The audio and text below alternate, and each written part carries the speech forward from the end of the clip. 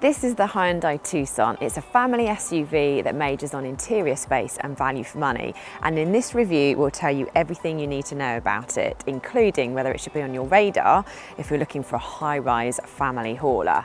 And while we've got your attention, remember to subscribe to our YouTube channel so that you catch every single video that we release. To do that, you need to click on the bell icon. And if you're thinking about buying one of these cars, then head to whatcar.com and we can help save you thousands. The first Hyundai to bear the Tucson name came out all the way back in 2004, but this version came out in 2016. It was refreshed in 2018 with a new grille, LED daytime running lights, redesigned bumpers and plusher materials inside. If you like your SUVs to be sporty, then N-Line trim came out in 2019 with more aggressive styling. The Tucson is longer, wider and taller than most of the cars in its class, including the Nissan Qashqai and Skoda Karoq. So does that translate to more interior space? Let's find out. Even though the Tucson has a reasonable spread of squishy plastic materials in here, it is still some way off the more plush Skoda Karoq. And if you go for the N-Line trim, you do get some neat red stitching, which adds a bit of pizzazz and some leatherette inserts, but it's still not what you would call flamboyant. On the upside, all the buttons and controls are logically laid out, easy to use and feel good quality. And the air conditioning system, for example, is very easy to use on the move because there's some proper buttons, whereas the Peugeot 3008 has a convoluted menu system, which makes your life a little more difficult. All Tucsons get a touchscreen infotainment system. In the entry-level S Connect trim, the screen is 7 inches and comes with Apple CarPlay and Android Auto. This means you can display certain apps on the car screen, such as your favourite sat-nav, for instance. Should you want built-in sat-nav, you'll need to jump up to SE Nav trim or above. You get a larger 8-inch screen as well. The graphics and features of the Hyundai infotainment system look a tad dated, but in terms of ease of use, it's hard to fault. The screen is bright enough so you can still see what's going on, even in direct sunlight. The menus themselves are easy to get your head around, and route calculations are quicker than you'd get with a Nissan Qashqai, for example.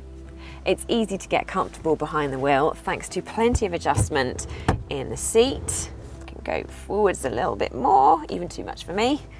And also the steering wheel adjusts for reach and rake, which is great. The seats are very comfortable, so they're good for spirited driving and also for long journeys. And you get height adjustment and this useful armrest as standard across all models. And if you go for SE Nav and above, you also get an adjustable lumbar support. Now, while it's no Range Rover, it is an SUV, so you do get an elevated driving position. Forward visibility is good, apart from these pillars are quite thick, so they can be a little bit obstructing your view when you get to a junction. Over the shoulder visibility is better than a Nissan Qashqai, but that rising window line does obstruct the view out of the rear window, so your rear seat passengers may not like that.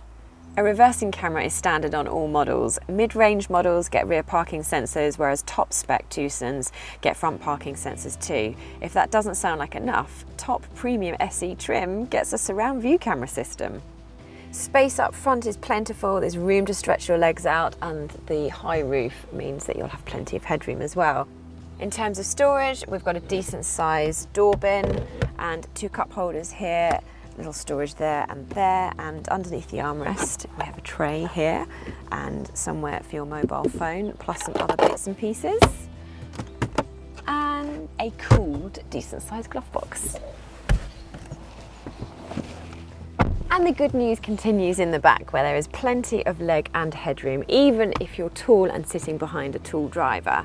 And you can fit 3 people side by side reasonably comfortably. The only downside is that there is a bit of a lump in the floor which can eat into the foot space here, although it's not too bad. And there is more space here than there is in a Nissan Qashqai. Just remember that the panoramic sunroof fitted to some models does eat into rear headroom.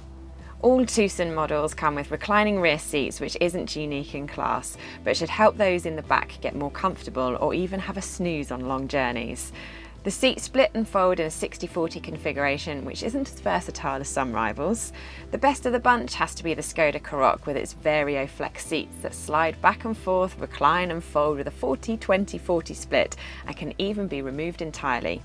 You also don't get handles to fold the Tucson seats down from the boot as you do in the Seat Ateca. Moving on to the boot, and the Tucson scores highly. Not only is the capacity larger than the class average, the shape of the boot is square, so loading flat pack furniture is easy. However, a Skoda Karoq is even more cavernous and has lots of handy little touches to make your life easier. Like the Karoq, there are practical touches in the Tucson's boot too, such as folding out bag hooks, tethering points and a clever load cover. Top spec models also get a powered tailgate, which you can open hands-free by kicking the air underneath the bumper. But how expensive is it? These are the key things you need to know about buying and owning a Tucson. The Tucson costs pretty much the same to buy outright as a Nissan Qashqai or Seat Ateca. However, on a PCP finance deal, the latter two work out a little bit cheaper. It's predicted that it will hold on to its value well thanks to its long warranty and low running costs. The Tucson's higher CO2 emissions compared to a Qashqai or a Ateca make it a pricier company car than its rivals. Going for a four-wheel drive Tucson increases emissions further still. Hyundai doesn't really do optional extras, so each trim level is equipped for its price point. We like the entry level because it offers best value. You get that infotainment system with smartphone mirroring, air conditioning and a reversing camera. The Tucson was awarded the maximum 5 stars for safety by Euro NCAP, but since then new arrivals have proved even safer. While the Tucson comes with automatic emergency braking and lane keeping assistance as standard, you need to go for one of the 2 top spec premium trims to get blind spot monitoring. Diesel has been the fuel of choice for many years for SUVs, but in a lot of ways the petrols in the Tucson make more sense.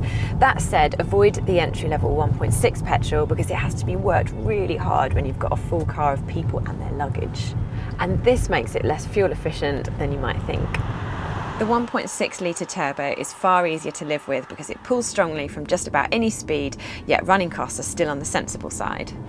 If you really must go for a diesel, then the mid-range 1.6 litre is the one to go for because it feels brisk, yet you can still achieve good fuel economy. If you're doing any towing, then you might want to go for the 2 litre diesel because it comes with 4-wheel drive as standard and has a joint highest maximum tow weight of 1900 kilograms. As for ride comfort, the Tucson has a fairly stiff suspension setup.